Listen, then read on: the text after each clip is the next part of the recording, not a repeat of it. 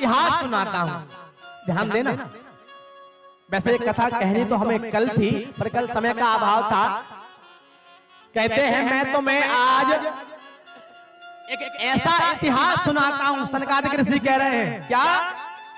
अत्र ते कीर्तयस्याम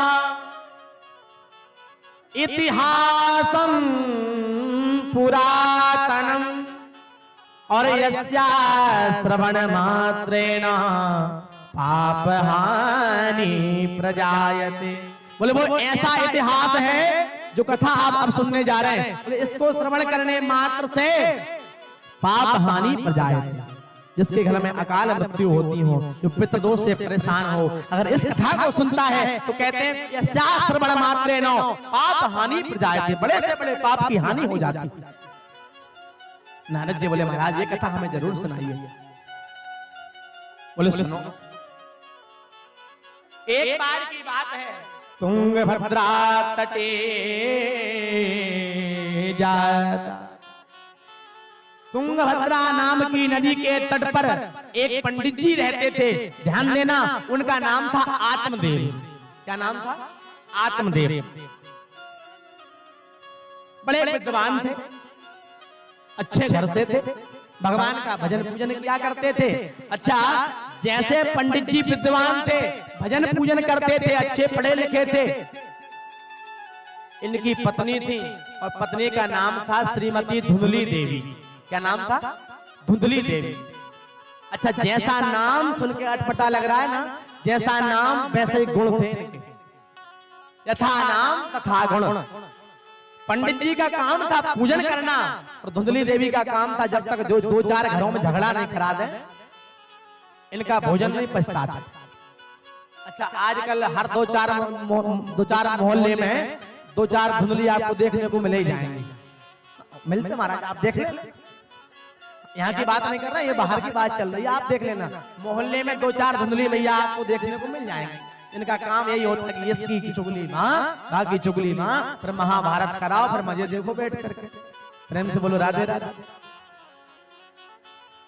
श्रीमती धुंधली देवी पति के सामने जब पंडित जी दिन भर काम धाम करके पूजन पाठ करके घर को आवे, तो ऐसी सीधी बन जावे जैसे बेचारे कुछ जानती नहीं। और जैसे ही पंडित जी घर से निकले तो घर के बाहर बैठ जावे, इसकी चुगली उससे कर देवे, इसका झगड़ा करा देवे। कैसी थी? कुटिल। अच्छा, कई लोगों को आप देखना, कई लोग ऐसी वाणी बोलते हैं भैया कि सुनती तीर जैसी लगती है। कई लोगों का स्वभाव होता है वो अच्छा बोलना जानते नहीं। कई लोग आप देखना ऐसी वाणी बोलेंगे भैया कि एक वाणी में ही बड़े बड़े काम बिगड़ जाए, बड़े बड़े झगड़े हो जाए। लेकिन क्या कहा है? ऐसी वाणी बोलिए भैया, ऐसी वाणी बोलिए कि मन का आप खोए और औरों को शीतल करे, आप शीतल होए। ऐसी वाणी बोलो सुनकर के महाराज सामने वाला भी प्रसन्न हो और तुम्हारे अंदर भी प्रसन्नता हो। लेकिन ऐसी नहीं बोली जाती है आजकल। क्या है? बोले ऐसी वाणी बोलिए कि दिन भर झगड़ा हो। ऐसी वाणी बोली जाती है कि दिन भर झगड़ा ही होता है घर में। अच्छा, वास्तव में ये वाणी ऐसी है साहब, व्यक्ति महाराज तीर का घाव भूल सकता है, ये वाणी ऐसा घाव करती है साहब कि व्यक्ति फिर भूल नहीं पाता है। वाणी ऐसा तीर है जो लगने के बाद ना तो वो घाव भरता है, ना व्यक्ति जीवन भर उसे भूल पाता है। सो भैया अपनी वाणी में विनम्रता रखो। व्यक्ति की पहचान होती उसकी वाणी। तुम किसी व्यक्ति को अच्छे अच्छे कपड़े पहना दो, बढ़िया सुंदर कपड़े पहना के खड़ा कर दो, ये उसकी पहचान नहीं है। जब वो बोलेगा तुरंत पता चल जाएगा कि किस प्रकार का व्यक्ति है, कौन से लेवल का व्यक्ति है। सो ये धुंधली कैसी थी? बोले करकसा वाणी। ऐसी बोले महाराज मानो की तलवारें चल रही है, पल में झगड़ा करा देती थी। पंडित जी के घर में भगवान की कृपा से सब कुछ था, ध्यान देना, धन था, सब था, लेकिन एक कमी थी। बोले क्या? बोले महाराज इनके घर में कोई संतान नहीं थी। एक गाय थी, वो भी 12 वर्षों से जनी नहीं थी। सब तरह से प्रसन्न रहते थे, बेचारा एक ही दुख था कि घर में कोई संतान नहीं है। और भगवान की कृपा से इनको पड़ोसी और पंडित जी को ऐसे मिल गए थे कि कोई भी पड़ोसी निकले तो बोले, क्यों पंडित जी, क्या बात है? हमने सुना है तुम्हारे घर में तुलसी का पौधा है और वो सूख जाता है। हमने सुना है तुम्हारे घर में जो गाय है वो 12 वर्षों से जनी नहीं है। पंडित जी बोले, हाँ भैया, क्या करूं, भजन पूजन तो खूब करता हूं, लेकिन पता नहीं तुलसी के विरवे को खूब जल देता हूं, पर पता नहीं क्या समस्या है, पता नहीं कैसे ये सूख जाता है, क्या करना चाहिए आप बता दीजिए। पड़ोसी बोले, अरे कुछ नहीं हो सकता, तुम्हारे पितृ तुमसे खुश नहीं है, तुम्हारे पितृ देवता आंसू पी करके रह रहे हैं। क्यों? मैं तो खूब तर्पण करता हूँ, मैं तो खूब जल देता हूँ पितरों को, खूब श्राद्ध करके, गया जी में भी श्राद्ध करके आया हूँ अपने पितरों का, लेकिन मेरे पितृ हमारे परम प्रिय वंदना नगर से हमारे शर्मा जी पधारे हैं। भाभी, अभी इससे पहले हमारी कथा थी वंदना नगर में, भैया कोई कन्हैया ने माध्यम बनाया था, आपका खूब खूब स्वागत है। कहा,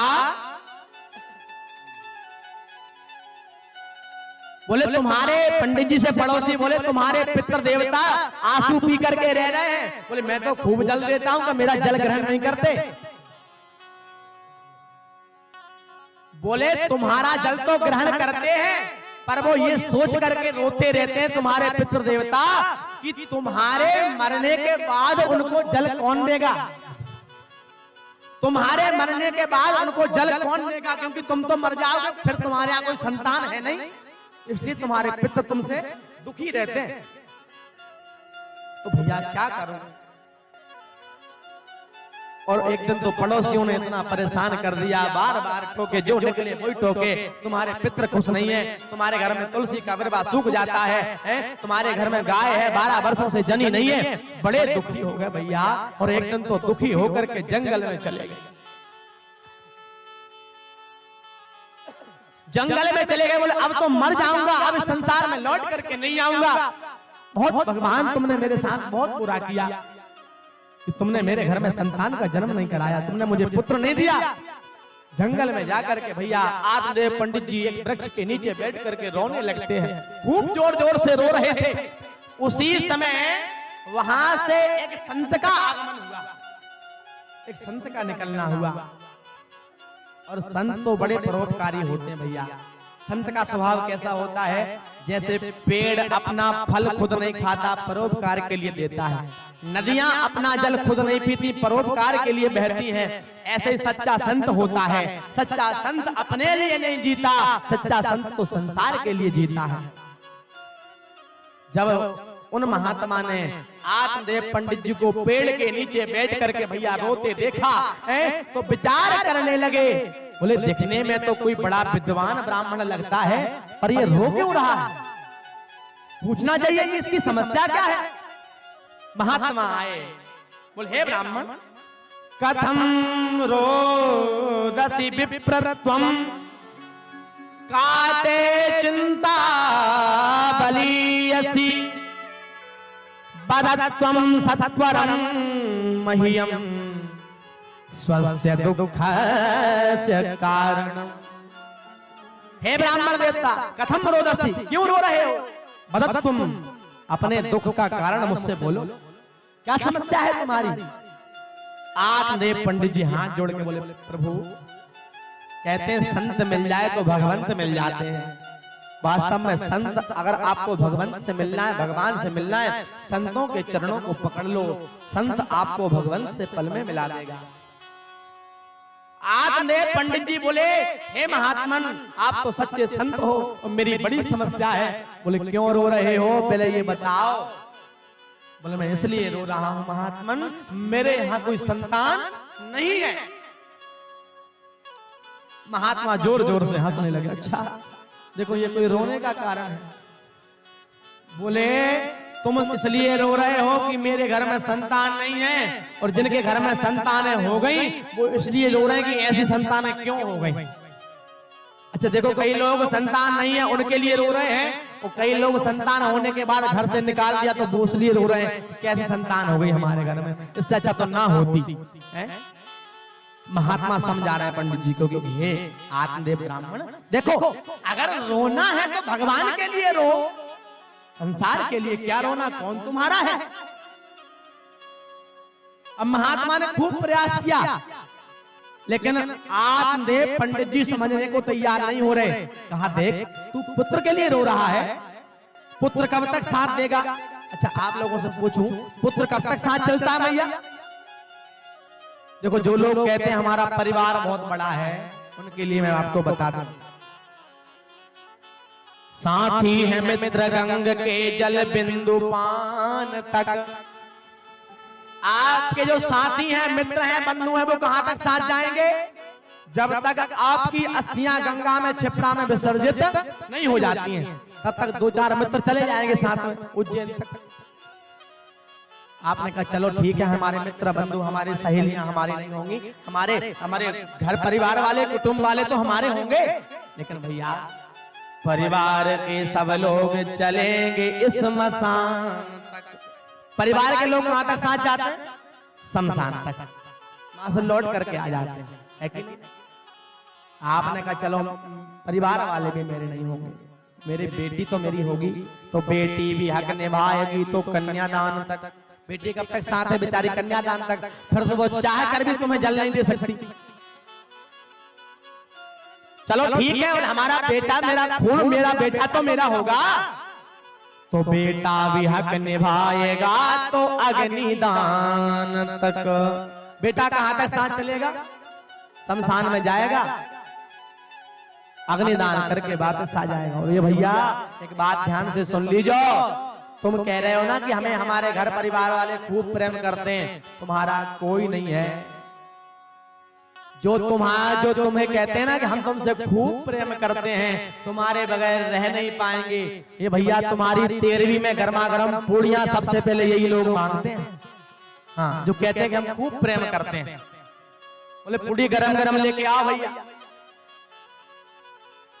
भैया ये कब तक है, जब तक ये सांसों का तार जुड़ा हुआ है।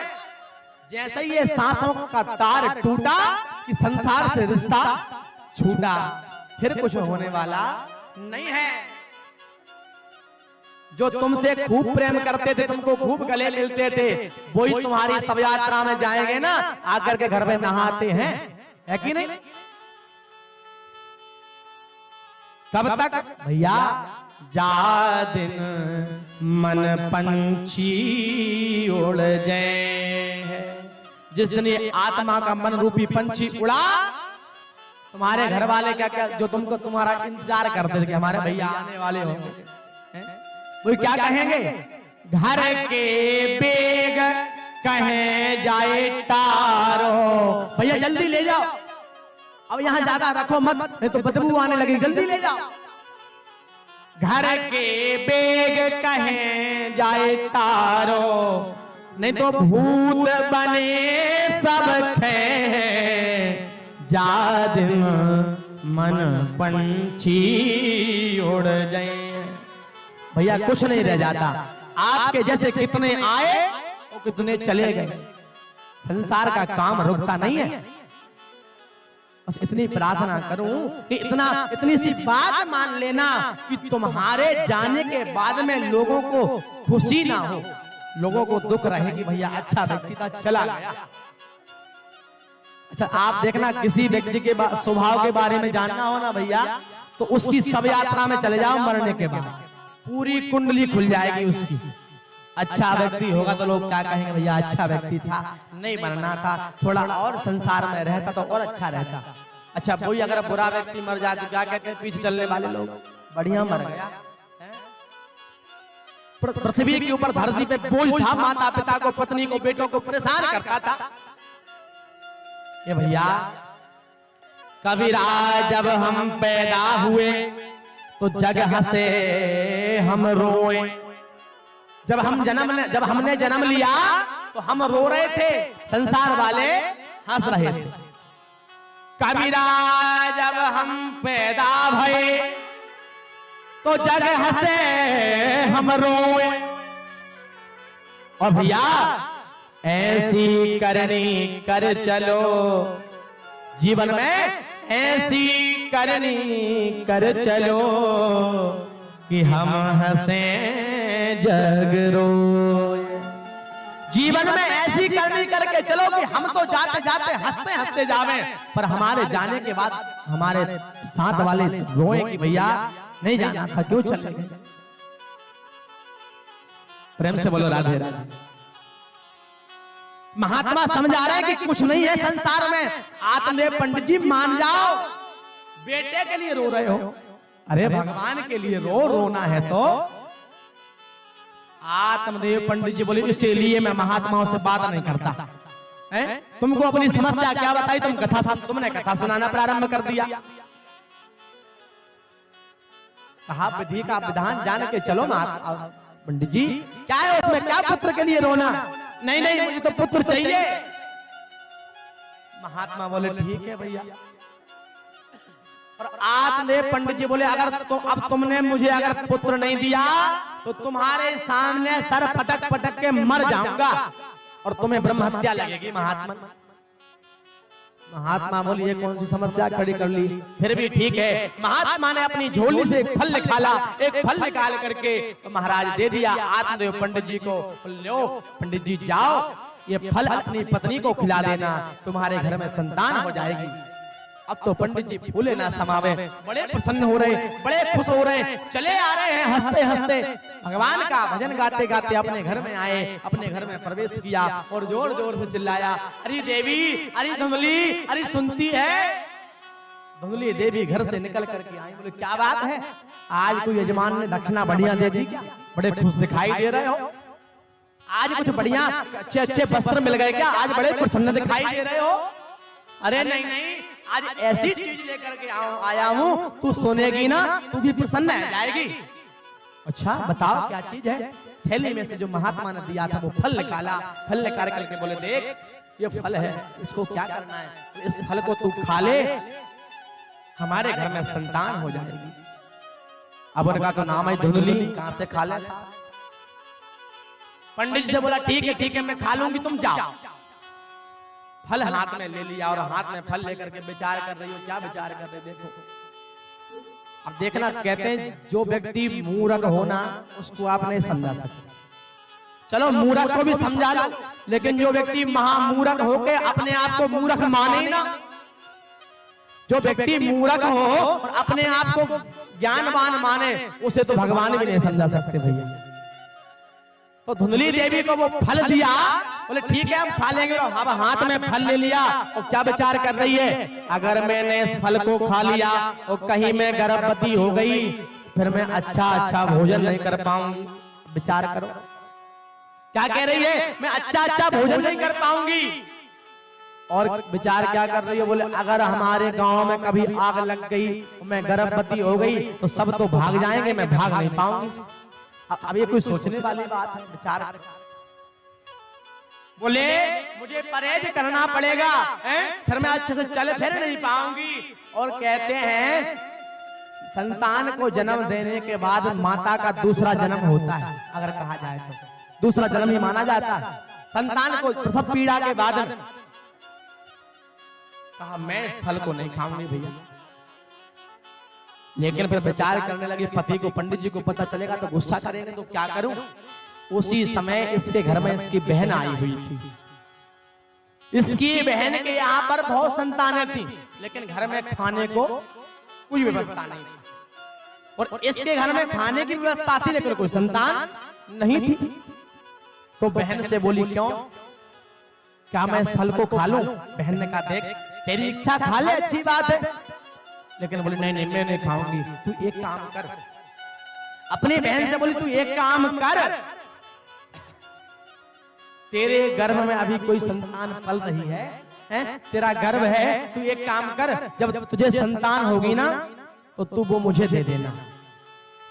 मैं अपने पति से कह दूंगी, अभी झूठ मूठ में नाटक कर लूंगी कि हाँ मैं गर्भवती हूँ, और जब तेरे यहाँ पर संतान हो तू वो मुझे दे देना। मैं अपने पति से कह दूंगी कि हाँ हमारी संतान है। छोटी बहन ने मना किया, लेकिन बोली मैं तुझे बहुत सारा धन दूंगी। अब भैया अंधा क्या चाहे दो आंखें, अब उसके घर में व्यवस्था नहीं थी भोजन की। उसने कहा ठीक है, मान गई बात। बोले फिर बहन इस फल का क्या करेगी, इस फल को क्या करें? बोले एक काम करते हमारे घर में गाय है, वो भी 12 वर्षों से नहीं जनी। एक काम करते हैं, ये फल हम उस अपनी गाय को खिला देते हैं, पता भी चल जाएगा कि महात्मा का आशीर्वाद सही है कि नहीं है। ठीक है भैया, वो फल खिला दिया उस गाय को, और समय बीता। पंडित जी को पता चला कि मैं पिता बनने वाला हूं, खूब प्रसन्न हो रहे। शुभ समय आया, छोटी बहन के यहाँ पर एक पुत्र ने जन्म लिया।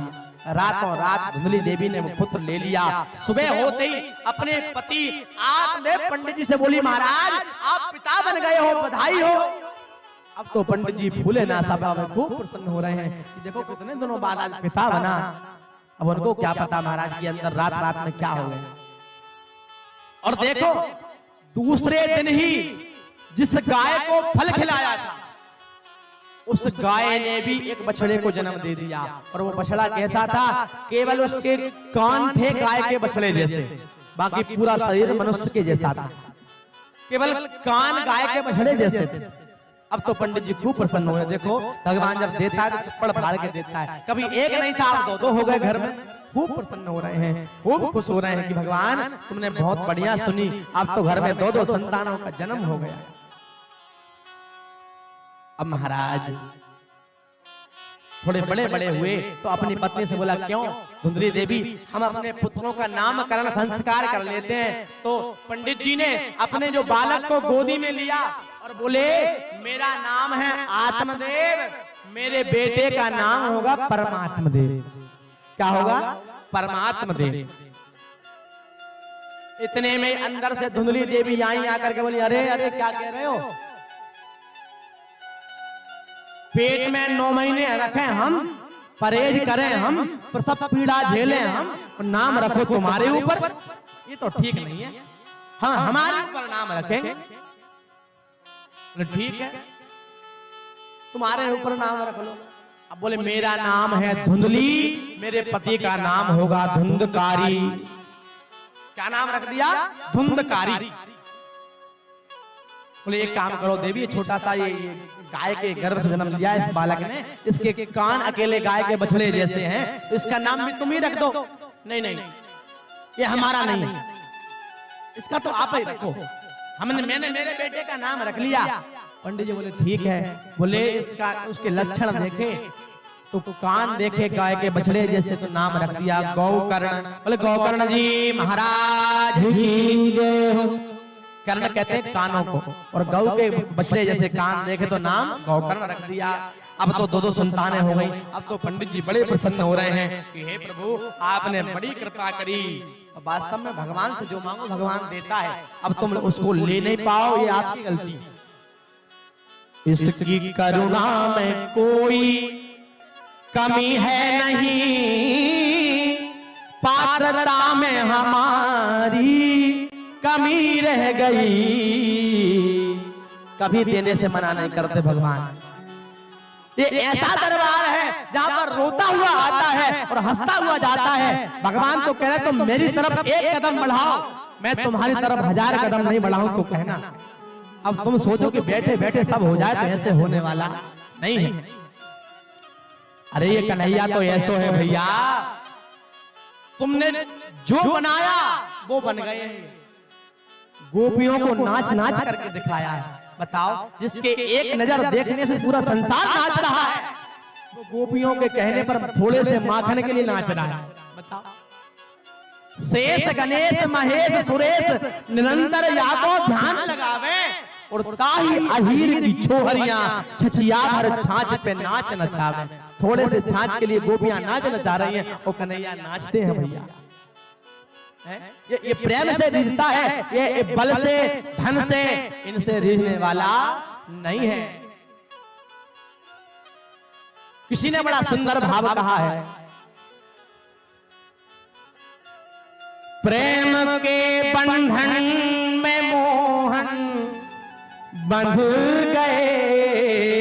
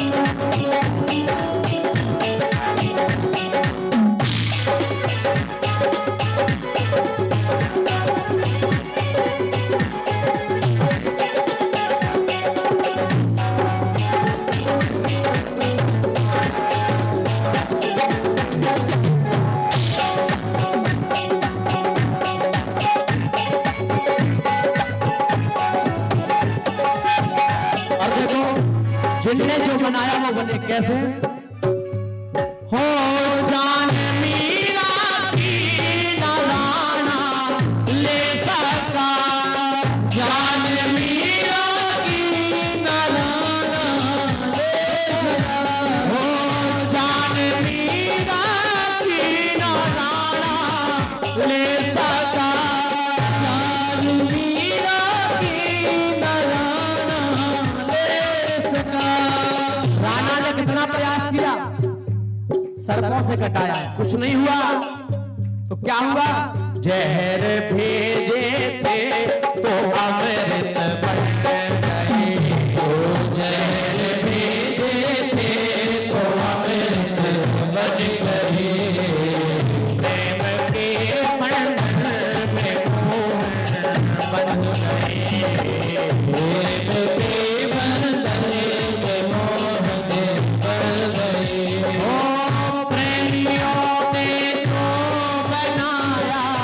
बन गए प्रेमियों ने जो बनाया बन गए।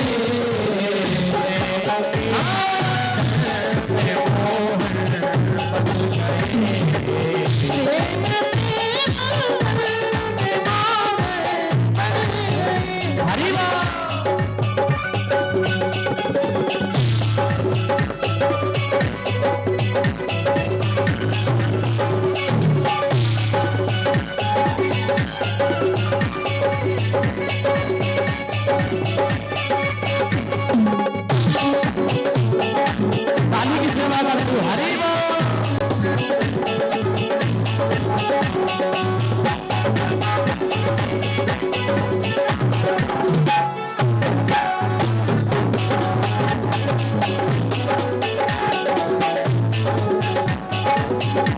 और देखो, एक तो जब मीराबाई ने प्रेम से बुलाया तो जहर भी अमृत बन गया, है कि नहीं? आप सबने कथा सुनी होगी पहले। अच्छा, दूसरा उपकार किसके ऊपर किया? भात नरेश ने भात का तुमने मरा, भात नरेश भात का तुमने मरा, भात नरेश भक्त का तुमने भरा, भात नरेश भक्त का तुमने भरा। सेठ वृंदावन के श्यामल,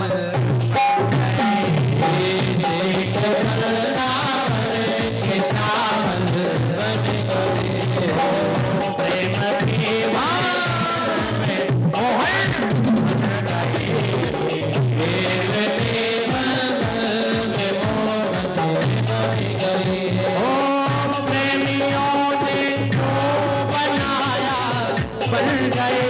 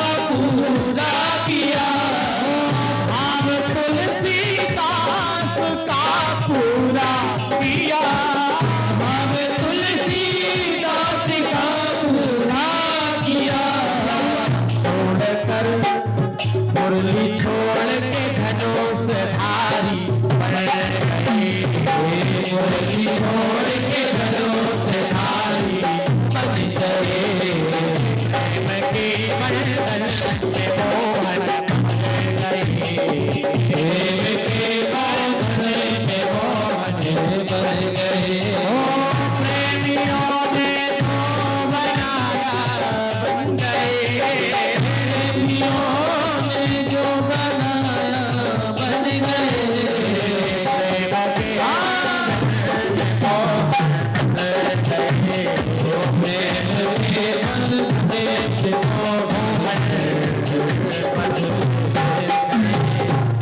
वृंदावन बिहारी लाल की जय हो।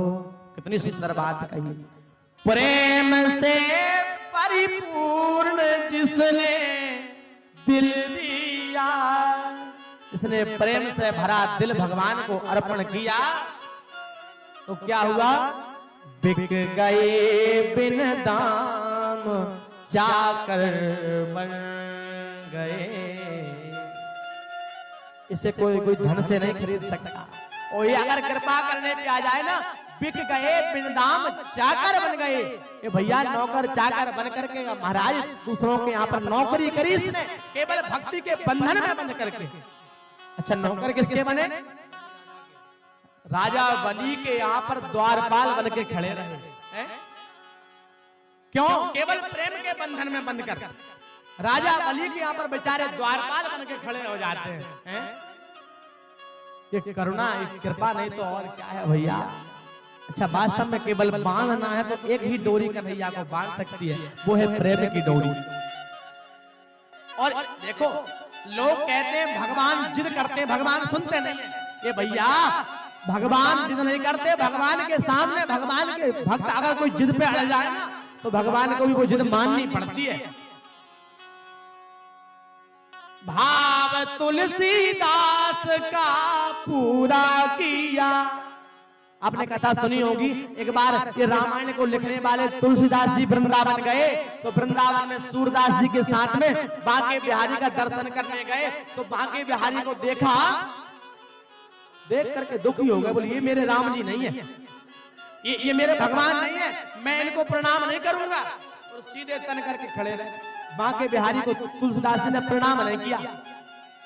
सूरदास जी दंडवत प्रणाम कर रहे हैं। सूरदास जी बोले अरे तुलसीदास जी प्रणाम करो, यही तुम्हारे भगवान हैं। नहीं नहीं, ये मेरे भगवान राम नहीं है। फिर बोले मेरे राम जी तो धनुष्मान रखते हैं, ये तो टेढ़ी टांग करके खड़ो है, ये लाला है और हाथ में मुरली लेके खड़ो, ये मेरा भगवान राम ना है। मैं या को प्रणाम ना करूं, मेरी प्रीति केवल राम के चरणों में है। सूरदास जी बोले तो क्या करोगे? तुलसीदास जी बोले तुलसी मस्तक तब नभे जब धनुष बाण लियो हाथ। ये तुलसीदास का मस्तक बांके बिहारी के सामने तभी नभेगा जब ये धनुष बाण लेके खड़े हो। ये मुरली को छोड़ करके धनुष बाण लेकर के अगर खड़े हो जाएंगे, मैं अभी प्रणाम कर लूंगा, मैं प्रणाम नहीं करूंगा। जिद पकड़ ली, जब तक मुरली को छोड़ करके तुम धनुष बाण नहीं लोगे, मैं प्रणाम नहीं करूंगा। जिद पे अड़ गए। ये भैया ये भक्त की जिद के सामने भगवान बांके बिहारी को झुकना पड़ा। मुरली छोड़ के धनुष धारी बन गए। मुरली को छोड़ करके धनुषधारी बनना पड़ा। आप कभी रामनवमी को जाना बांके बिहारी के दर्शन करने के लिए। बांके बिहारी को पूरा राम जी का श्रृंगार ही दिया जाता है। छोड़ मुरली धनुषधारी बन गए। बस भक्त की पुकार सच्ची हो, संसार में सारी चीजें रुक सकती हैं। सूर्य उदय सूर्य अस्त कभी रुक सकता है? सूर्य उदय होना कोई रोक सकता है? नहीं रोक सकता। सूर्य उदय को भी रोकने की ताकत रखता है भगवान का भक्त। तो सच्चा भक्त होगा, अगर भक्त जिद पकड़ ले तो सूर्य उदय को भी रोक सकता है। किसने रोका? प्रमाण बताऊं। जब हनुमान जी महाराज लक्ष्मण जी को शक्ति लगी और संजीवनी बूटी लेने के लिए जा रहे थे, तो कह करके गए थे कि सुन हे सूर्य, जब तक मैं लौट करके ना आऊं तब तक अगर तुम उदय हो गए तो बचपन की सुध भूल मत जाना, उस समय तो निकल करके तुमको छोड़ दिया था, अब दोबारा छोड़ूंगा नहीं, ये ध्यान रखना। महाराज सूर्य उदय को भी रोक दिया। भगवान का भक्त चाहे तो क्या नहीं कर सकता, बस हमारी भक्ति सच्ची हो, हमारी प्रीति सच्ची हो। मेरा कन्हैया आज भी तुम्हारे घर में महाराज माखन मिश्री खाने के लिए आ जाए। सबरी मैया कोई बड़ी जाति की नहीं थी, जाति की भील नहीं, और वो भगवान के यहाँ पर नहीं गई, भगवान को उसके यहाँ पर जाना पड़ा और झूठे बेर खा करके आना पड़ा। आप सब कथा जानते हैं, लेकिन प्रेम था। आप और हम तो क्या करते हैं, अच्छा भैया हमारे पल पल में भगवान बदल जाते हैं। तो कुछ दिन गए बांके बिहारी के मंदिर, कन्हैया के मंदिर, आरती कुंज बिहारी की करी, और थोड़े दिन अगर भगवान कृष्ण ने नहीं सुनी, मनोकामना पूरी नहीं हुई, ये नकली भगवान छोड़ो, चलो दूसरे मंदिर में आ गए। माता जी के मंदिर में जय अम्बे गौरी करी कछु दिन, जब मैया ने भी ना सुनी, बोली ये भी काम के लिए चलो भोले बाबा के मंदिर, जैसे भी ओमकारा गाय कछु दिन, उन्होंने भी ना सुनी। और जहां जाकर के बोले हनुमान जी के मंदिर में गए तो वहां मनोकामना पूरी हो गई। पूरी हनुमान जी परफेक्ट देवता, वहां के सब नकली। बताओ इन्हें पल में सुन ली।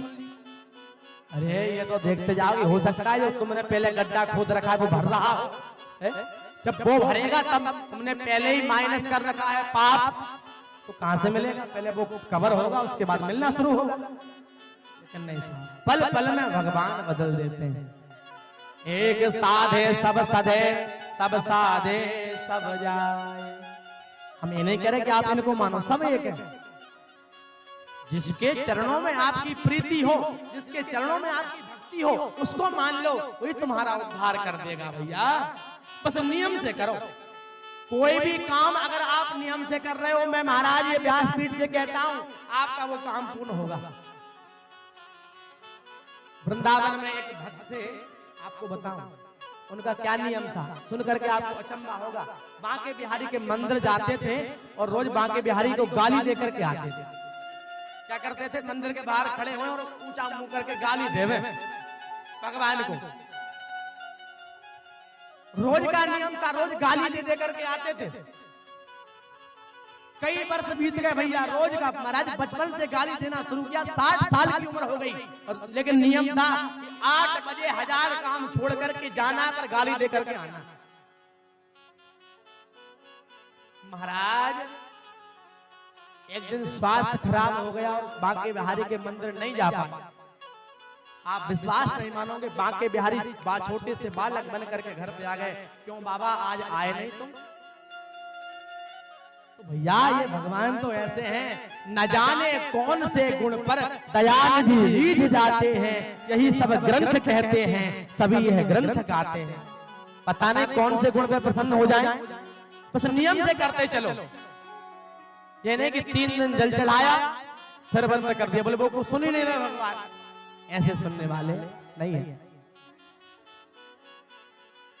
एक गुरुजी थे, उनका एक चेला बना, तो चेले ने गुरुजी से कहा, गुरुजी एक बात बताओ, हमें भगवान कैसे मिलेंगे? अब गुरुजी ने कहा, देख कल चेला बना और आज कह रहा भगवान कैसे मिलेंगे? बोले चेला नहीं, ये गुरु ही मिला है। अब गुरुजी ने कहा, देखो भैया इसको समझाना कोई ठीक नहीं है। बोले एक काम कर, तू अभी आश्रम से बाहर निकले और सबसे पहले जिसका दर्शन हो जाए, नियम बना लेना कि उसका ही दर्शन करके भोजन करेंगे रोज। जब तक उसका दर्शन नहीं होगा हम भोजन नहीं करेंगे। अब भैया जैसे ही आश्रम से बाहर निकला तो एक गधा दिख गया कुम्हार का। कुम्हार जो गधा लेकर के जाते ना, एक गधा जो मिट्टी ढोने के लिए, मिट्टी लेने के लिए कुम्हार जा रहा था, एक गधा दिख गया कुम्हार का। अब साहब उसने कहा, गुरुजी ने कहा है, गुरु ब्रह्मा गुरु विष्णु गुरुदेव महेश्वरा, गुरु ही ब्रह्म है हमारे लिए, गुरु ही सब कुछ है, और गुरुजी ने कहा है। अब इसका दर्शन हुआ है, रोज का नियम बना लिया कि जब तक वो गधे के दर्शन नहीं कर लेता था, एक घूंट पानी भी नहीं पीता था। रोज का नियम बन गया। बोले इसी से भगवान मिल जाएंगे, इसी से घर में धन की वृद्धि हो जाएगी। रोज 12 वर्ष बीत गए। रोज का नियम बना लिया, गधे के दर्शन करे, हाथ जोड़े, फिर घर पे आके पानी पीता था। एक दिन की बात है भैया, वो गधे के दर्शन करने के लिए गया, तो कुम्हार चला गया होगा मिट्टी लेने के लिए, घड़े वड़े बनाने होंगे तो मिट्टी लेने के लिए गधा लेकर के खेतों में चला गया होगा। ये घर पे पहुंचा, छोटे छोटे बच्चे थे, बोले पूछा क्यों भैया? यहाँ वो गधा बता रहता था, कहाँ गया? बोले हमारे पिताजी मिट्टी लेने के लिए गए हैं खेत, कब आएंगे? बोले दोपहर में 2-3 बजे तक आएंगे। उसने सोचा कि जब तक भूखा रहना पड़ेगा, प्यासा रहना पड़ेगा। अच्छा पूछा, बोले किस तरफ गए हैं? बोले इस तरफ गए हैं, पूरब की तरफ। महाराज दुसार पकड़ ली पूरब, ढूंढते ढूंढते 2-3 घंटे में खेतों में पहुंच गया, और वहां वो कुम्हार मिट्टी खोद रहा था। देखना, महात्मा ने नियम बताया, उससे मनोकामना पूरी हो गई। उसी समय, जिस समय इसका पहुंचना हुआ, उसी समय वो कुम्हार मिट्टी खोद रहा था, और मिट्टी खोदते खोदते कुम्हार को एक सोने का घड़ा मिला। कुम्हार पीछे भागेगी, राजा को बता देगा जाकर के, राजा सारा का सारा सोना जब्त कर लेगा। अरे भैया सुनो सुनो सुनो, तुम्हारे हाथ जोड़े, रुको तो। ये व्यक्ति कहने नहीं, हमने तो देख लिया, हम तो चले। अब जैसे जैसे हाथ जोड़ करके रोक करके कुम्हार लाया और बोला एक काम करो भैया, आधा तुम रख लो, आधा हम रख लेते। बोला ठीक है। सोना लेकर के, आधा घड़ा भर करके सोना लेकर के घर आ गया। गुरुजी से बोला, गुरुजी आप सत्य कहते थे, मैंने नियम बना लिया, मैंने आपसे धन की कामना करी थी कि धन मिल जावे, धनदान की वृद्धि हो जावे। वास्तव में मैंने नियम बना लिया, समय जरूर लगा, लेकिन जीवन में इतना नहीं कमा पाता, इतना एक बार में मिल गया। लेकिन नियम से काम किया। अगर उस दिन ये गधे के दर्शन करने खेत नहीं जाता तो क्या मिल पाता? बताइए। कई बार क्या होता है, हम उसी रास्ते पे चलते चलते बस 2 कदम की दूरी रह जाती है और हम लौट करके वापस आ जाते हैं। एक बार एक कहीं जगह पर बोले सोना, खूब सोना निकला, बहुत बड़े देशों में, कहीं बाहर की बात है, हमने कहीं पढ़ा था भैया। बोले सब खेतों में सोना निकल रहा था। एक बड़े व्यापारी ने एक बहुत बड़ा, बहुत पैसे देकर के एक खेत खरीद लिया, वहां खुदाई कराना शुरू किया, तो बाकी सब जगह तो सोना निकला, लेकिन उस जगह सोना नहीं निकला। अब बड़ा परेशान, बोले इतने पैसे लग गए, बताओ खुदाई कराने में, इतने पैसे लग गए जमीन लेने में, बड़ी बड़ी मशीनें लाए और घर द्वार बेच करके बड़ी बड़ी मशीनें लेके आया। बोले और गहरी खुदाई करवाऊंगा, लेकिन सोना नहीं निकला। अखबार में महाराज न्यूज दे दी कि हम इस खेत को बेचना चाहते हैं, कोई अगर लेना चाहे तो ले ले, कम दाम में दे रहे हैं। तो एक व्यक्ति ने कहा, रे कोई मूर्ख है, पूरी सब जगह प्रचार प्रसार हो गया कि यहाँ पर सोना नहीं है, तो कोई इसे 2 रुपए में, इस जमीन को कोई 2 रुपए में भी नहीं खरीदेगा। तो बोला कोई ना कोई मूर्ख तो होगा मेरे जैसा, एक आध मूर्ख तो संसार में मिलेगा, कोई ना कोई तो खरीदेगा इसको। एक व्यक्ति का फोन आया, बोले हाँ भैया हम खरीदेंगे।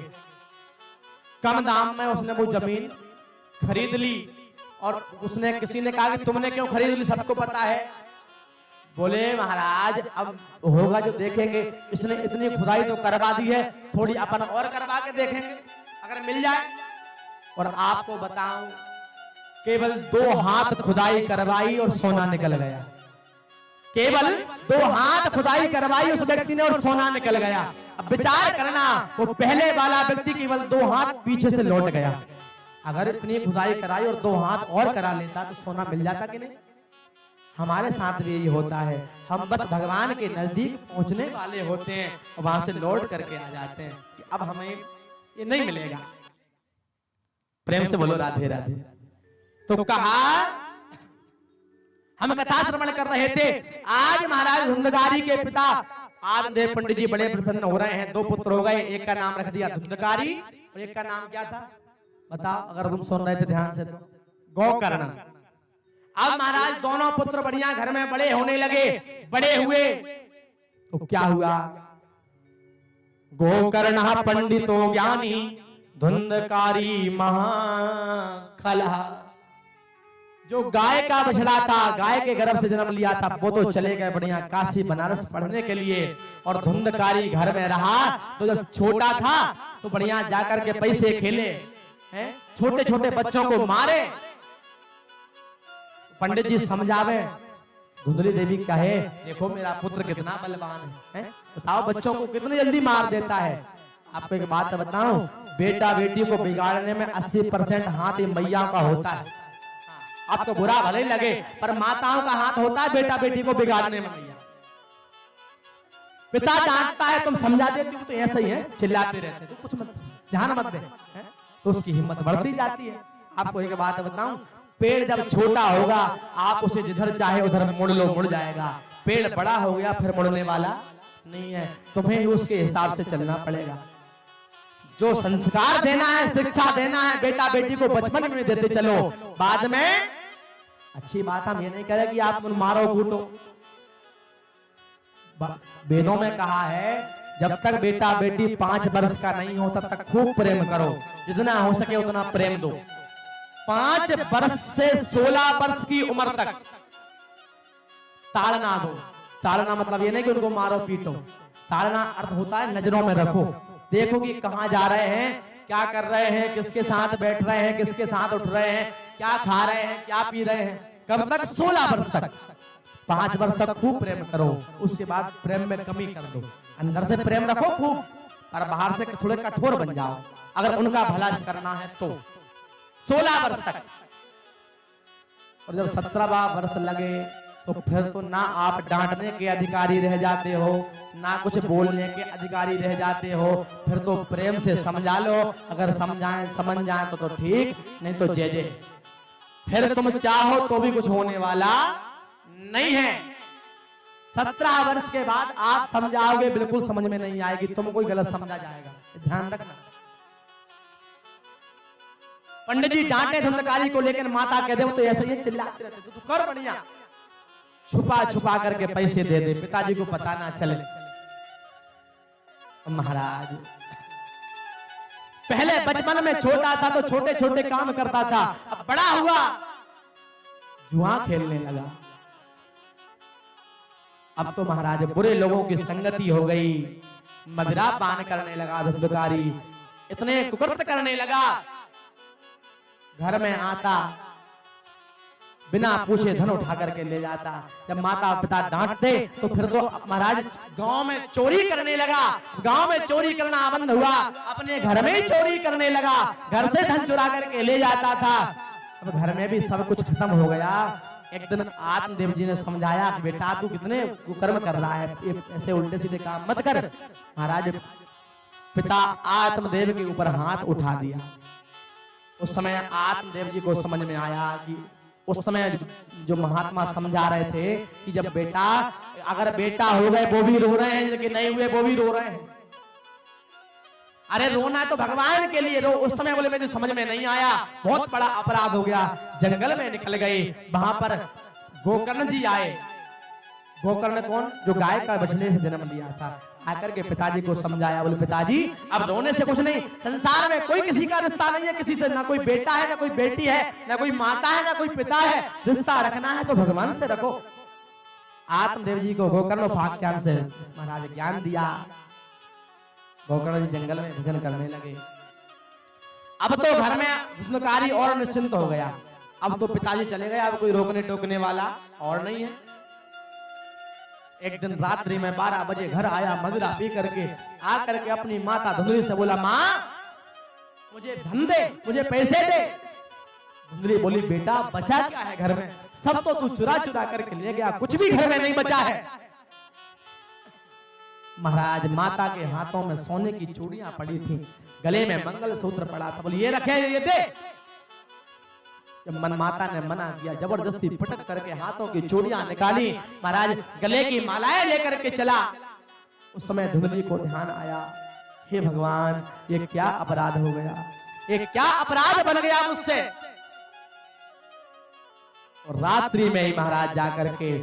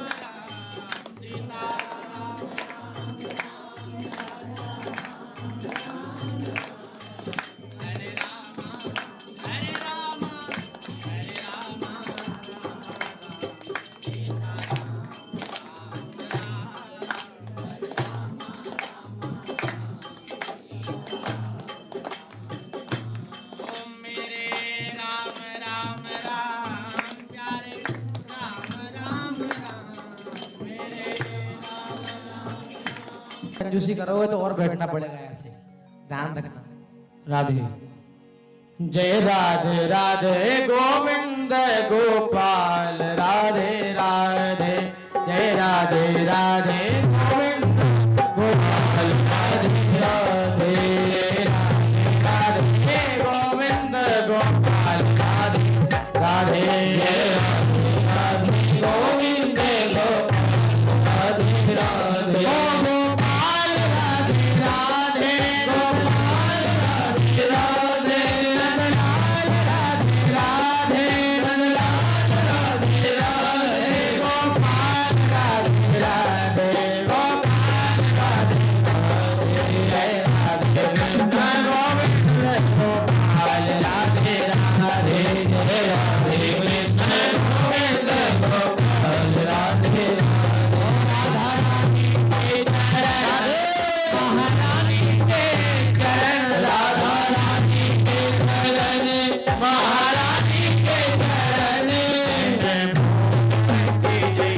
राधा रानी के चरण भूल मत जियो राधा रानी के चरण राधा रानी के चरण मन भूल मत जियो राधा रानी के चरण जय राधे राधे गोविंद गोपाल राधे राधे जय राधे राधे गोविंद गोपाल राधे राधे गोपाल राधे राधे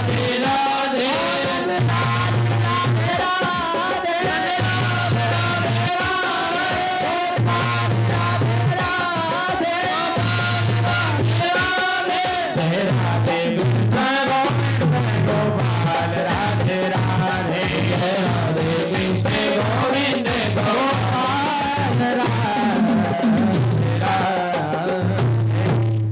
भागे बिहारी लाल की जय हो।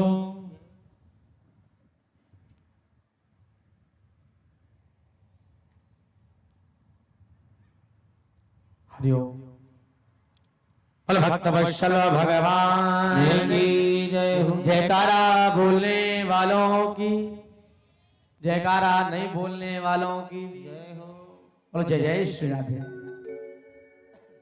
हम कथा श्रवण कर रहे थे, धुंधकारी महान खल बनने लगा और जब जा करके माता के गहने छीन करके लाया तो उस दिन माता धुंधली विचार कर रही है कि हे प्रभु मेरे पति सही कहते थे, अगर मैंने इसे बचपन में इसकी गलतियों पर अगर ध्यान दिया होता तो आज ये दिन नहीं देखना पड़ता। और महाराज क्या होता है, रात्रि में जाकर के कूपे पातो कृतो रात्रो तेन सा निधनम गता। दुबली ने जाकर के अर्धरात्रि में घर के पीछे बहुत बड़ा कुआं था, तेन सा निधनम गता, उसमें जाकर के कूद करके अपने प्राणों का त्याग कर दिया। अच्छा ध्यान देना, ये कथा हमें सिखाती क्या है। अच्छा धुंधली क्या है, बुद्धि। विचार करना, धुंधली क्या है, बुद्धि। और जो फल दिया था वो क्या है, सत्संग। जो महात्मा ने फल दिया था वो क्या है, सत्संग। और धुंधकारी क्या है, अज्ञान। जब धुंधली रूपी बुद्धि सत्संग रूपी फल को नहीं खाएगी तो क्या होगा, अज्ञान रूपी धुंधकारी जन्म ले लेगा। जब अज्ञान रूपी धुंधकारी आपके घर में आपके शरीर में अंदर जन्म लेगा तो आपकी जिंदगी कैसी हो जाएगी, जैसे आत्मदेव पंडित जी की और धुंधली देवी की हुई है। जीवन तहस नहस हो जाएगा। ध्यान देना, ये धुंधली को महाराज, ये बुद्धि को कभी धुंधली ना होने देना। इसमें तो सत्संग रूपी फल को जीवन में हमेशा खाते रहना। जहां जहां कथा मिले, जहां जहां भगवान का सत्संग हो, अपने जीवन में उसे उतारते चलना। अब महाराज, अब धुंधकारी अकेला बचा, अब कोई चिंता नहीं। बोले अब तो माता जी थी रोकने टोकने वाली, अब तो वो भी चली गई, अब कोई चिंता नहीं। भैया एक दिन क्या हुआ, रास्ते से निकल करके आ रहा था, रास्ते में कुछ बेस्याएं मिली और उन बेस्याओं को लेकर के 5 बेस्याओं को लेकर के अपने घर में आ गया, उनके साथ में रहने लगा, उनके साथ में रमण करने लगा, घर में रखने लगा, चोरी करके लाता, उन बेस्याओं के ऊपर उड़ाता था, चोरी का माल उन बेस्याओं को ला करके दे दिया करता था। एक दिन उन बेस्याओं ने विचार किया ये बड़ी बड़ी चोरियां करने लगा है और किसी दिन अगर राजा ने इसको पकड़ लिया तो ये तो मरेगा, साथ में हमको भी मरवाएगा। उन बेस्याओं ने विचार किया आज इसको आने दो, आज देखते हैं। रात्रि में धुंधकारी चोरी करके आया, काली पट्टी बांध रखी थी, आकर के पलंग पे सोया, 5 बेस्याओं ने मिलकर के पलंग से बांध दिया। चिल्लाया अरे क्या कर रही हो, ये क्या कर रही हो। एक चाकू लेकर के आई, चाकू लेकर के मारना चाहा तो जोर से चिल्लाने लगा बचाओ बचाओ बचाओ। आज धुंधकारी को समझ में आ रहा कि मैंने जीवन भर पाप किया, और जैसे जब चिल्लाया ना तो बेस्याओं ने विचार किया अभी पड़ोसी आ जाएंगे, पता चल जाएगा सबको कि धुंधकारी को मार रहे हैं। क्या किया मैया, जलते हुए अंगारे लेकर के आई, जलते हुए अंगारे लेकर के धुंधकारी के मुख में रख दिए।